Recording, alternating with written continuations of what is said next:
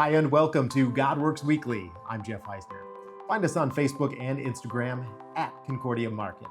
Well, let's begin today with Linc Ministries, who are launchpad, mission-driven church planters, Christian entrepreneurs, and nonprofit leaders with a dream to solve our city's deepest issues. The mission, bringing the gospel hope and help to every community so that everyone would have the opportunity to experience the gospel in ways they can understand from someone they know. Here's Ben Griffin with more on what they do and how they do it. Linc stands for Leaders in Every Community, and that's the heart of our mission. So we believe that if we're going to transform our cities, if we're going to make a gospel difference, and especially in the heart of our communities, that we have to empower local leaders. They're the key. The heart of what we do is often taking people's past and turning it into their passion, their struggle, into their calling, moving forward what God's put on their heart. So that has us doing helping people start ventures like new churches. So most people know us as doing immigrant or urban churches, and we still do that and love to do that. But we also help people do things like nonprofit startups, like a mobile shower house for the homeless or a home for victims of sex trafficking. Like, there's just this beautiful cornucopia of things that people are doing we get to be a part of. And then also business incubation, a barber shop that serves as a discipleship hub and brings economic stability to a community, as well as spiritual depth and connection. So that's the heart of what we do. And I think what makes us unique is that hyper local focus. Like, we set up in a community, we're present in a community, we work with the leaders in that community, and we're in it for the long haul. Find out more about Linc at linc.org. The Michigan District has a really cool idea and working on a different kind of mission school. Get a load of this. This is still in the early stages, but we caught up with President Dave Davis. The district and Davis are trying to start up a trade school, or a number of different trade schools, that has faith as a large component of it. Here's President Davis. I've had a lot of ideas in my life that people shot down. This one, nobody has said we shouldn't be looking at this. And so I've called together a committee of people. We've met 4 or 5 times. We've brought a consultant on to help us think through how would we get started, what would it look like. I think there's a need for trades, for as many trade schools as there are. There's a need for that. Not everyone's going to go to college. Not everybody should go to college. But we're also working to make this very much a Christian trade school, that people meet Jesus, grow in Jesus, and maybe are prepared to witness to Jesus on the job site. Or perhaps it's a way that people can learn a trade and go on and be a worker priest, be a preacher or teacher in a very small setting, but able to buttress that income with learning a trade. It's been amazing to me how many people have gravitated toward the idea. We hope to have a more concrete proposal or idea ready for our summer's convention, and then we're going to get to work in earnest at that once we get through our convention. Oh, that's very cool, and we'll continue to bring you updates on what's happening there with this mission start.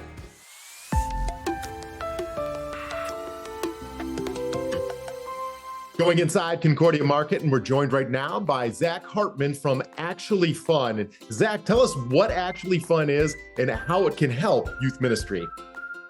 Jeff, thanks so much for having me. Really appreciate it. And so, yeah, like you said, I'm with Actually Fun. So this is a small business that I opened about 2 years ago when I started as a youth director at my new church, and kind of realized that there wasn't a lot of great resources available online for youth directors. And so I found that a lot of groups were either struggling with, they were only focusing on the lesson, and then their meetings were boring or hard to get people engaged. Or they would go the entire opposite direction, where they were all games, but then they lacked any sort of depth. And so we're all about trying to find different ways that we can help use games to help teach your lesson. Talk about how it connects and builds youth ministry in the church.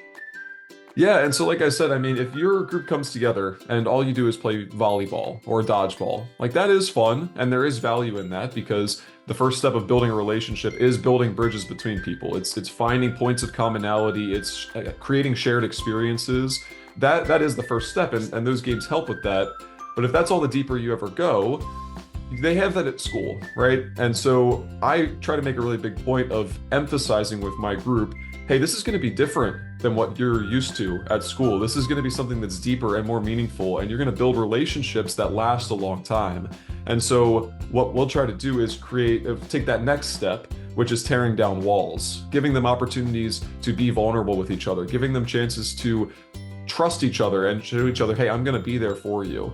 And so in addition to the games that we've created, we also have a lot of curriculum pieces that are really the core of every youth group meeting. It's the lesson that you will teach, but there's also a game that ties into it. So that game brings people in, the lesson keeps them coming back. Go on concordiamarket.com/actually-fun to find out more. Time for What You Reading, and we talk with Todd Jones, my colleague at the Center and formerly Mission Partners Platform.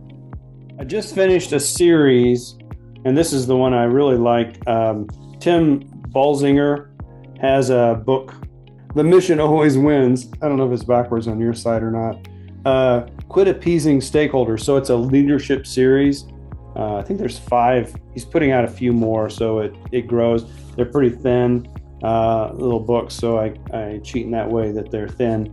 But it's a great resource for pastors to work with their church council or their elders to help address the issue of the squeaky wheel.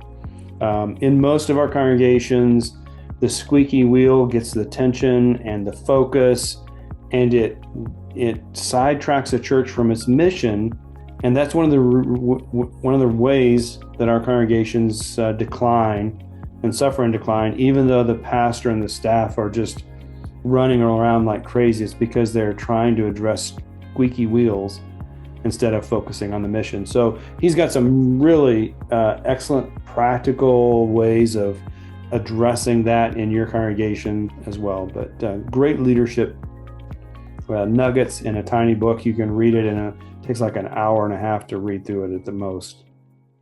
Well, last week we talked about a mission-minded aging congregation that's looking to find out more about where they should focus their efforts.